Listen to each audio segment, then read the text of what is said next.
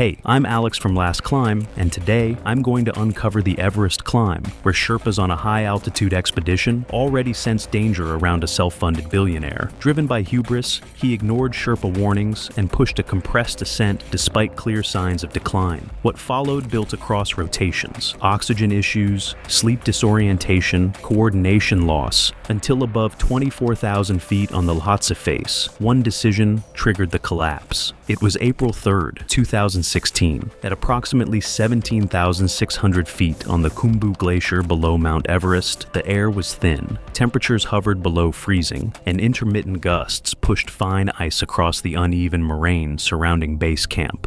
Calder Vance, 52, was a private equity founder from Greenwich who built his wealth through high-value acquisitions and short-cycle ventures, treating challenges as investments rather than skills to develop over time. With no technical climbing background and only a recent guided ascent of Kilimanjaro, he joined the expedition with premium gear, private Sherpa support, and a compressed timeline of just over 2 weeks from arrival in Kathmandu to summit attempt. Assuming resources could offset inexperience despite documented reservations from the outfitter, he arrived in Kathmandu 4 days earlier on a private charter, carrying 2 pieces of luggage heavier than what most climbers bring for a full expedition. His equipment, custom boots, high-altitude down suit, and a redundant oxygen system was selected through paid consultations with a Colorado outfitter, prioritizing technical specifications over practical familiarity, with total costs exceeding several years of a guide's income. The expedition package provided extensive support, including a lead Sherpa, 2 additional Sherpas, satellite communication, prioritized fixed-line access, and remote medical consultation.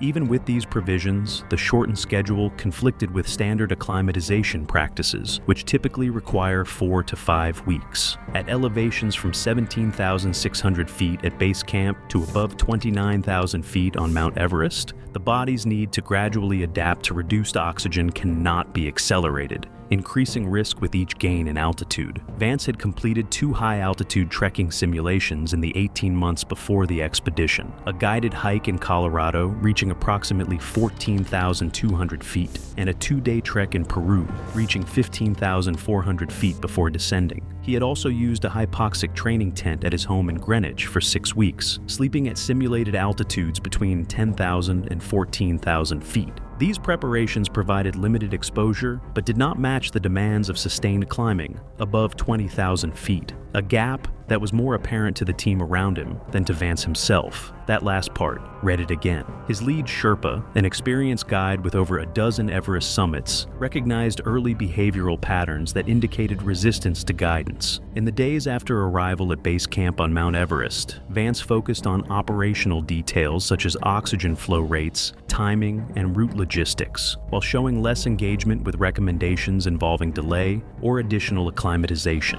When advised to complete an extra rotation before entering the Khumbu icefall, he evaluated the impact on schedule rather than the safety rationale. The adjustment would have added approximately 3 days, and he chose to proceed without it. From what I found researching this, that 3-day decision is where most guides privately mark the point of no return. The Khumbu icefall is the first major obstacle on the southern route of Mount Everest, spanning roughly 2 miles of constantly shifting terrain between base camp and Camp 1. The glacier moves several feet per day, forming unstable ice towers, crevasses, and seracs that can change within hours. Each season, Sherpas known as icefall doctors establish the route using ladders and fixed ropes, but conditions remain unpredictable, with sections that are stable in the morning becoming compromised later in the day. Vance began his first rotation through the icefall on April 5th, departing base camp at 3:45 a.m. with his lead Sherpa and 1 support Sherpa.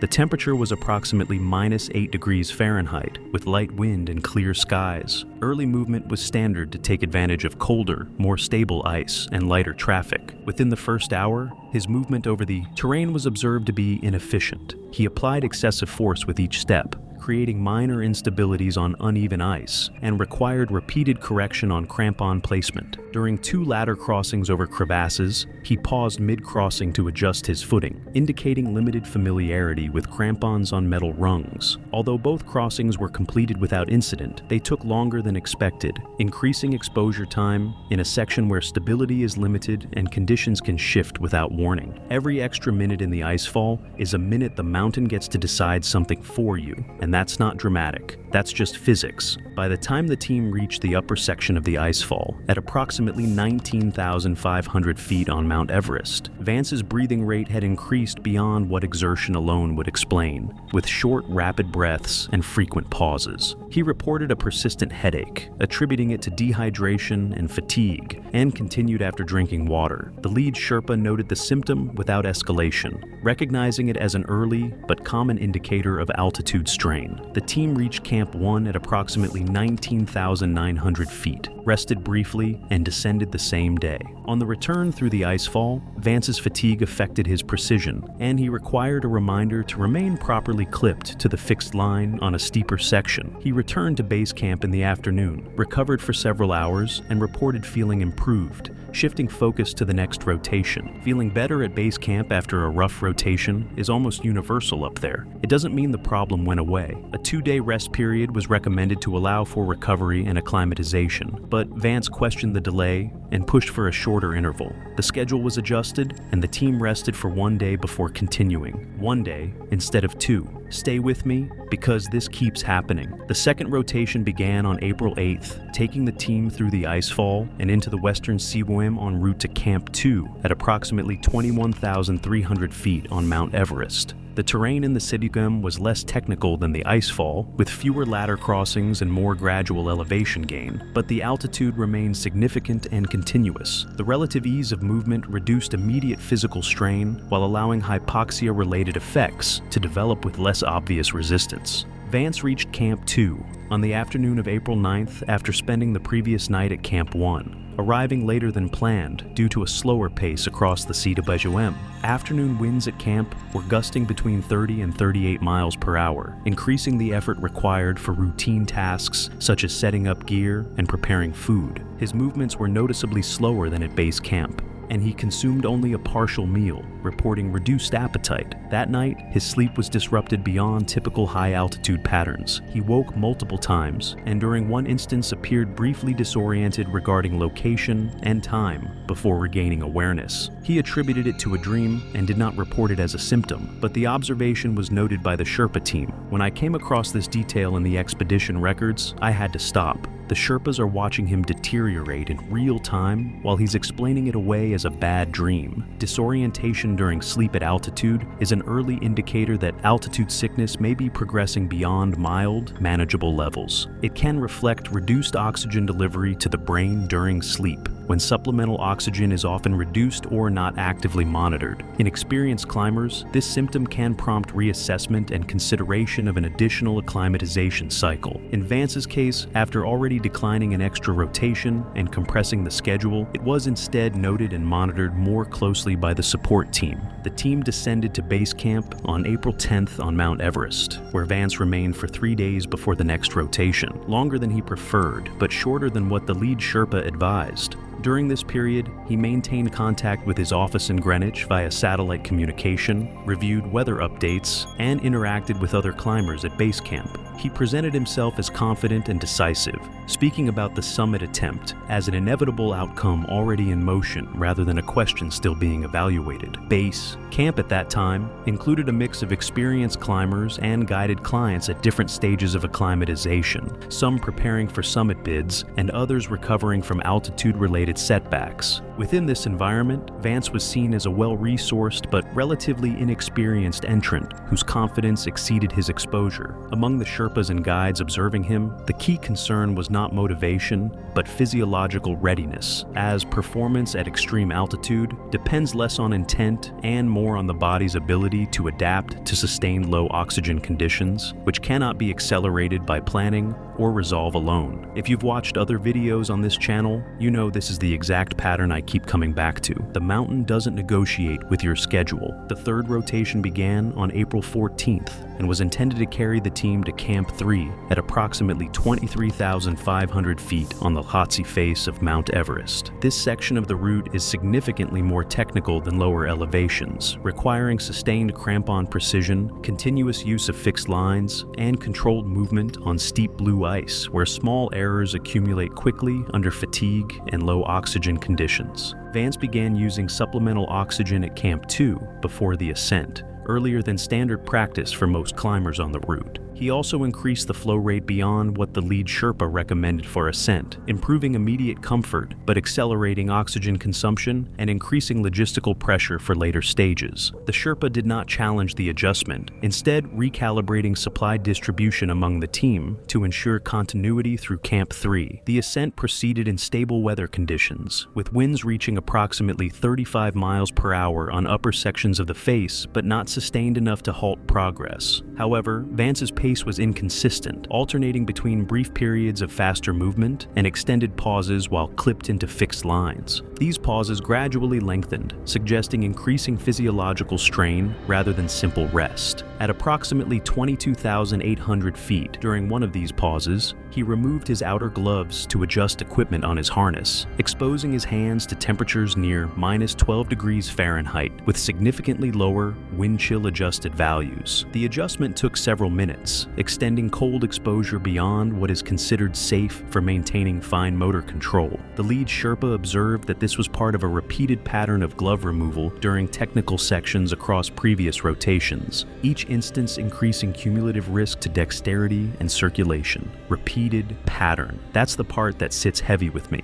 Vance eventually replaced his gloves and continued the ascent toward Camp 3. They reached Camp 3 in the afternoon on Mount Everest, later than typically planned for that elevation. At approximately 23,500 feet on the Lhotse face, the camp sat on a narrow, steep ice shelf where tents had to be carefully leveled, just enough to prevent sliding. The environment offered no real comfort, only reduced exposure, and every basic action, from eating to sleeping, required deliberate effort under severe oxygen limitation and cold. Vance's condition at Camp 3 was the most concerning the lead Sherpa had observed so far. His coordination showed subtle but consistent decline, visible in small inaccuracies such as reaching past objects and needing repeated adjustments to his oxygen mask. While he remained communicative and able to perform basic tasks, his self-assessment appeared increasingly unreliable. Honestly, that phrase, self-assessment appeared increasingly unreliable, is one of the most quietly devastating things I read in this entire case, because he had no idea. That night, the lead Sherpa monitored his breathing and noted irregular periodic patterns, with alternating pauses and rapid recovery breaths.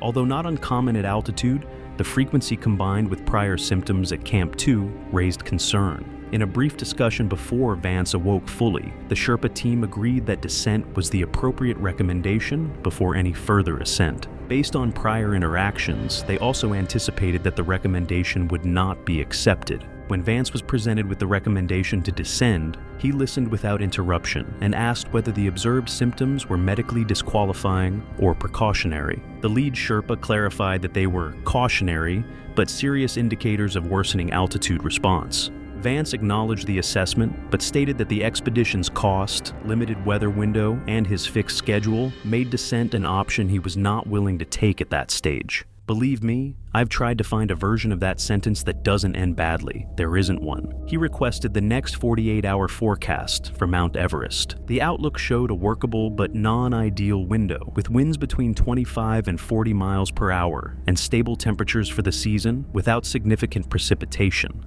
Based on this, he chose to continue and requested movement toward Camp 4 the following morning. The lead Sherpa agreed to proceed, continuing because abandoning him on the route could create even greater immediate danger. While guides can advise against unsafe continuation and document concerns, they cannot physically prevent a climber from moving upward. In this case, the Sherpa team remained in close support, monitoring for further physiological decline as the climb progressed. Preparations for the push toward Camp 4 began that afternoon on Mount Everest. Oxygen canisters were inventoried and redistributed, and all critical climbing equipment was inspected. The lead Sherpa checked Vance's harness, crampon attachments, and ascender, finding them serviceable. During the inspection, he observed early signs of cold stress in Vance's fingertips. pale, waxy skin, consistent with repeated exposure to sub-freezing conditions. That's frostbite staging. Not a warning sign anymore, a finding. Vance acknowledged the observation, but reported normal sensation and continued preparation. That night at Camp 3, temperatures dropped below -20 degrees Fahrenheit, with sustained wind against the tents, making sleep fragmented even for experienced climbers. Vance's oxygen delivery was set for rest support, but on 2 separate checks during the night, the mask had shifted slightly, reducing efficiency. The Sherpa corrected the placement each time without waking him. By morning, Vance was awake and preparing for ascent. He completed basic tasks, eating, hydrating, and assembling gear, at a slower pace than earlier rotations. The lead Sherpa noted a continued increase in time required for routine equipment checks, consistent with cumulative fatigue and prolonged exposure above 17,000 feet. The team departed Camp 3 in the early morning before full daylight, beginning the ascent onto the Lhasa face toward Camp 4. The Lhasa face above Camp 3 on Mount Everest presents sustained steep ice where fixed-line movement demands constant precision. There are no natural rest points, and the exposure is continuous, with any lapse in technique translating immediately into significant fall risk due to the uninterrupted angle of descent below the route. The team ascended in standard formation, with the lead Sherpa guiding the line, Vance positioned in the middle, and supporting Sherpas behind. From the start, his pace was slow and increasingly dependent on upper body effort rather than leg-driven crampon movement, indicating growing fatigue. Despite repeated corrections from the lead Sherpa, his technique reverted within minutes, requiring ongoing supervision rather than correction alone. At approximately 24,200 feet, Vance took an extended rest while clipped into the fixed line. He reported fatigue, but confirmed he could continue. During an equipment check, his oxygen mask was observed to have an imperfect seal due to slight misalignment, which the lead Sherpa corrected. The system remained functional, but efficiency was reduced by minor fit issues and condensation buildup. The ascent continued under stable but harsh conditions, with temperatures near -18 degrees Fahrenheit and intermittent wind gusts that periodically forced climbers to pause and secure their grip on the line. Visibility remained clear, and the route ahead was fully visible. Despite these relatively favorable external conditions, Vance's physical performance continued to decline, with slower response times and increasing reliance on rest intervals, indicating progressive physiological strain at altitude. The signs remained subtle rather than dramatic, but they were becoming more frequent and more difficult to ignore. At this stage of ascent on Mount Everest, Vance was no longer moving through the fixed-line system with automatic sequencing.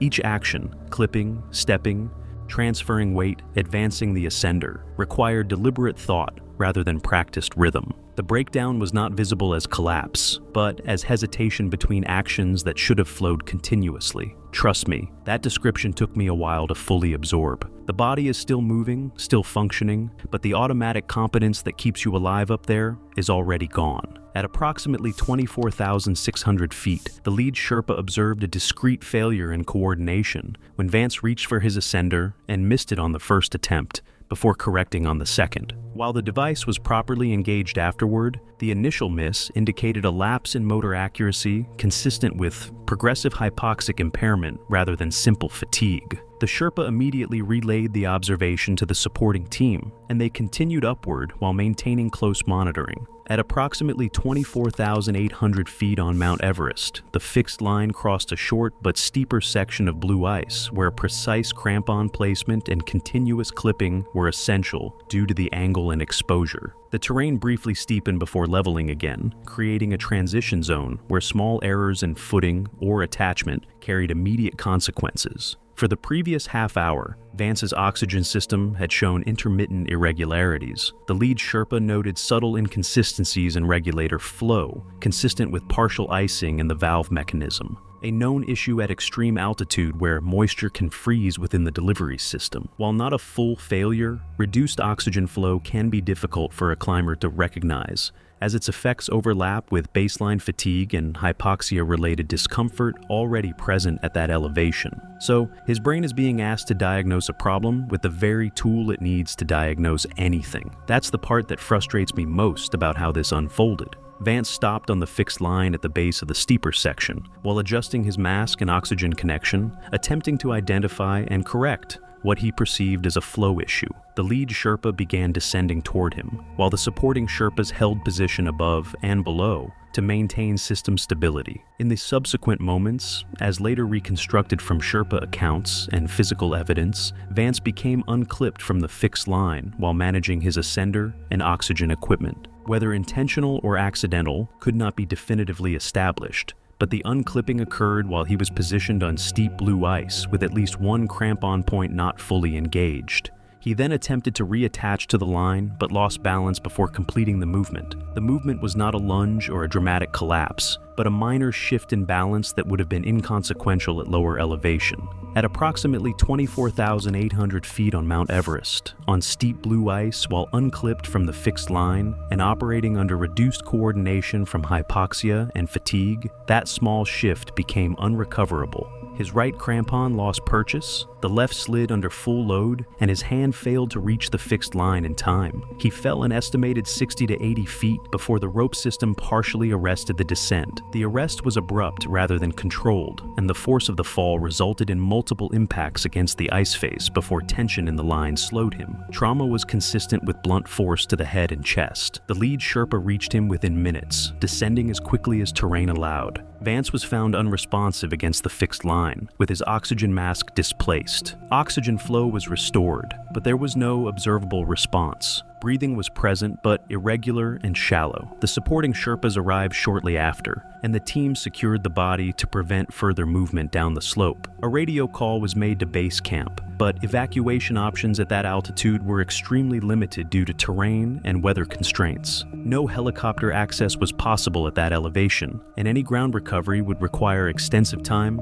and coordination under continued exposure. Despite ongoing oxygen support, there was no improvement in condition. The lead Sherpa continued all available procedures consistent with high-altitude emergency response, but the situation was non-recoverable under the environmental constraints at that location. Recovery efforts began immediately following the incident, but were constrained by the altitude, the angle of the terrain, and the onset of deteriorating wind conditions in the hours after the fall. Vance's body was secured to the fixed line and later moved over the course of multiple stages and with the assistance of additional Sherpa teams dispatched from lower camps to a location below Camp 3 where conditions allowed for safer handling. The full descent to base camp took place over 2 days, with the operation requiring coordination among several teams and significant logistical effort from the expedition operator. Official findings, compiled from the accounts of the Sherpas present, the expedition's medical consultant, and the subsequent review by Nepali mountaineering authorities, concluded that the cause of death was blunt force trauma to the head and chest resulting from a high-altitude fall. Contributing factors identified in the findings included hypoxia-related impairment of coordination and judgment,